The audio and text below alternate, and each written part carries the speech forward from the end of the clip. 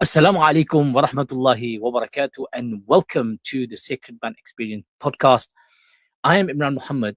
Here we speak about the journey of manhood through the lens of faith, how to be strong but also soft, how to lead but also to listen.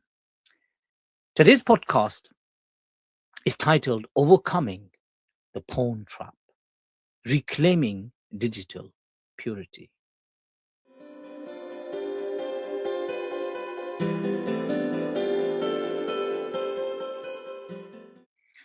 The invisible chains. I want to speak to the man who is living a double life. You are a high achiever, a respected member of the community, a man who knows his way around a spreadsheet and a prayer mat. But in the quiet hours, when the house is still and the laptop is glowing, you find yourself falling into a pit, the pawn trap. Is the silent plague of the modern man.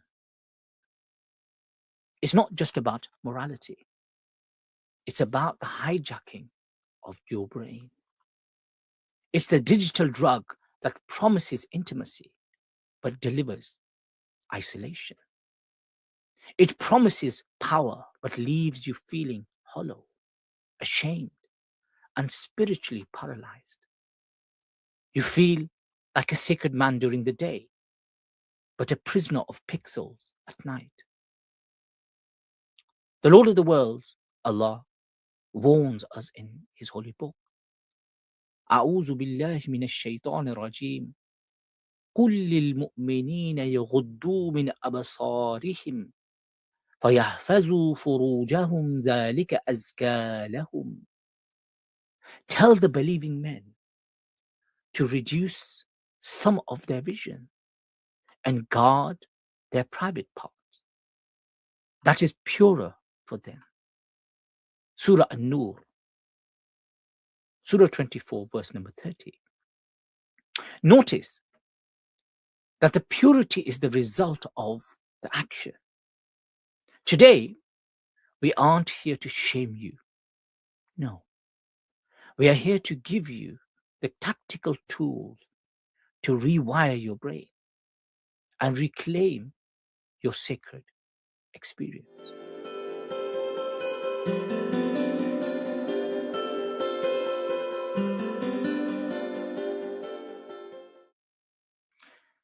Dopamine rewiring and pattern breaks.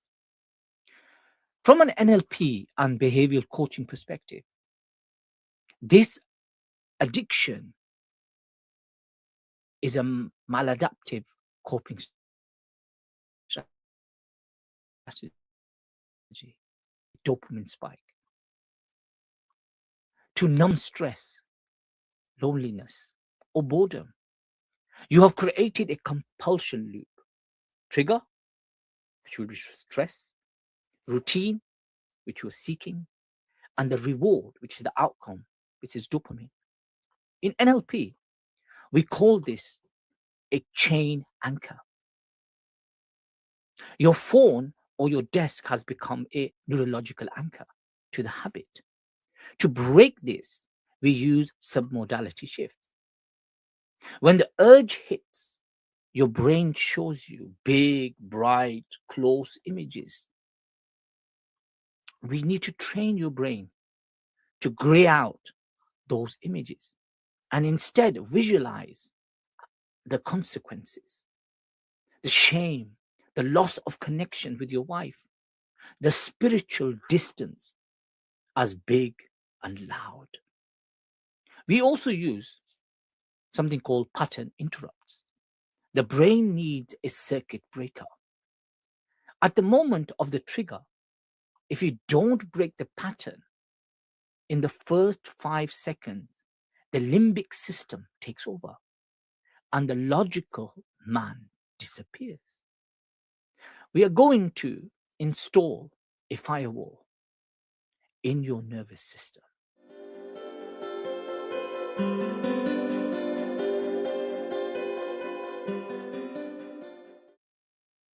The battle of the gaze.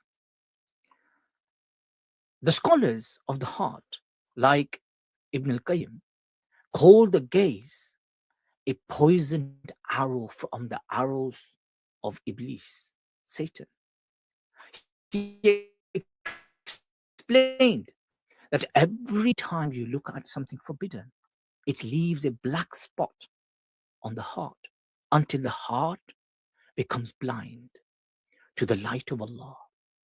Imam Zahid al-Balkhi, the great polymath, the individual who has done extensive work upon mental health and especially with CBT, cognitive behavior therapy, understood that obsessional thoughts could dominate a man's life.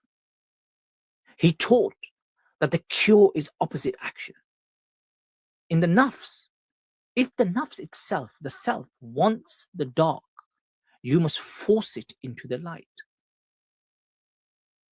The sacred man example himself, the great model of sacredness himself, the beloved Prophet Muhammad, peace and blessings of Allah be upon him, has said, النزرة سهم مسموم من سهام إبليس فمن تركها من مخافتي أبدلته إيمانا يجد حلاوته في قلبه.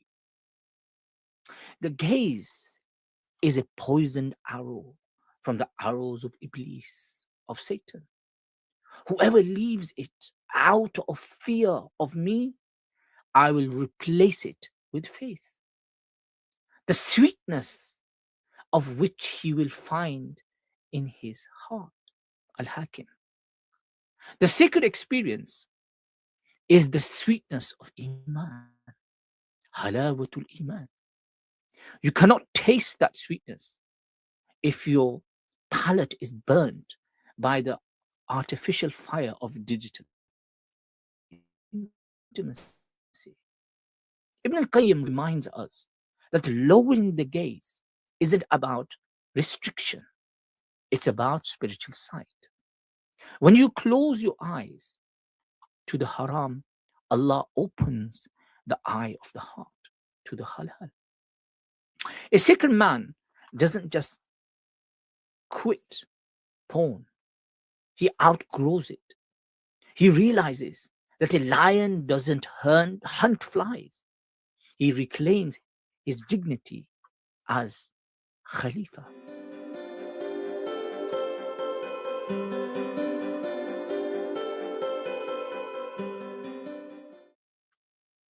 The purity firewall.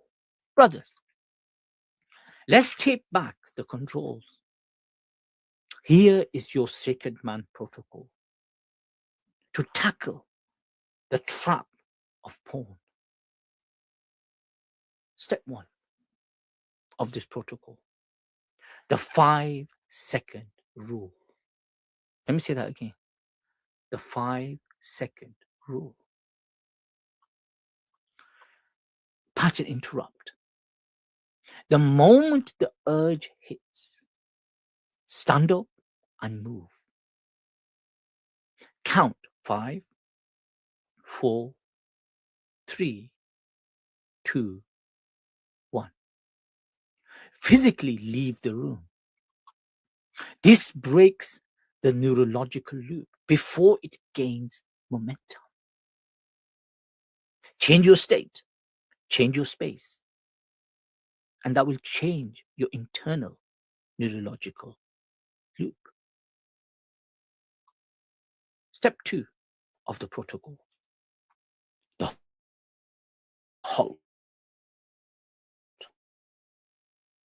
When you are hungry, angry, lonely, or tired, these are low resource states where the nafs is the strongest. Number 3, the visual swish. When a forbidden image enters your mind, immediately swish it, remove it, replace it with a picture of your children's faces or your own face in sujood. Make the sacred image huge and the dark image a tiny black and white dot that entirely and completely disappears. Part of the protocol. Number 4, the sajda of Tawbah. If you fail, do not dwell in despair. Despair is the devil's second victory. Immediately perform wudu, wash yourself, ritual washing, and pray 2 units of Tawbah, rakahs of Tawbah. The Holy Prophet, peace and blessings of Allah be upon him, has said that a good deed wipes out a bad one. We know this. And number 5, the 5th step of your protocol, which I pray that you will bring into your practice: digital boundaries. No phones in the bedroom, no devices behind closed doors. You are a sacred man. Your environment must reflect your mission.